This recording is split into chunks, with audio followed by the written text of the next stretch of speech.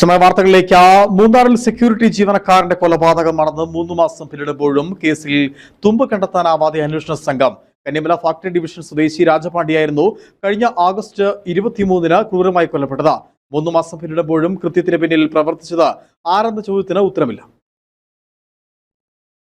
കഴിഞ്ഞ ആഗസ്റ്റ് 23-ന് പകലാണ് ചൊക്കനാട് തേയില ഫാക്ടറിയിലെ security ജീവനക്കാരനായിരുന്ന Kannimala factory ഡിവിഷനിൽ രാജപാണ്ഡ്യയെ ക്വാർട്ടേഴ്സിൽ കൊല്ലപ്പെട്ട നിലയിൽ കണ്ടെത്തിയത്. തലയിലും കഴുത്തിലുമായി 9 വെട്ടുകളേറ്റാണ് ഇയാൾ കൊല്ലപ്പെട്ടത്. കൊലപാതകം നടന്ന 3 മാസം പിന്നിടുമ്പോഴും കേസിൽ തുമ്പ് കണ്ടെത്താൻ അന്വേഷണ സംഘത്തിന് കഴിഞ്ഞിട്ടില്ല. അന്വേഷണത്തിന്റെ ഭാഗമായി പ്രതികളെക്കുറിച്ച് വിവരം നൽകുന്നവർക്ക് 25,000 രൂപ പാരിതോഷികം, രഹസ്യ വിവരം നൽകുന്നതിനായി ഇൻഫർമേഷൻ ബോക്സുകൾ സ്ഥാപിക്കൽ, 150-ലധികം പേരെ ചോദ്യം ചെയ്യൽ, 100-ലേറെ പേരുടെ ഫോൺ കോളുകളുടെ പരിശോധന എന്നിവയും പോലീസ് നടത്തിയിരുന്നു.